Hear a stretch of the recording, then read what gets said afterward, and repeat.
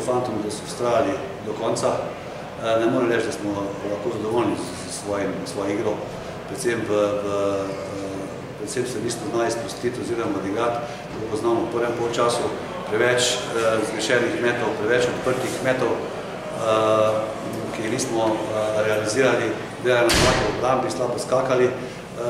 Mislim, da drugi polčas posebej drugačna slika, razen zadnje 2 minute, ki nam bo verjetno še žal do konca prvenstva, da nismo kapitalizirali to vodstvo z 7 točkami, neumno podaje žoge v roke nasprotniku.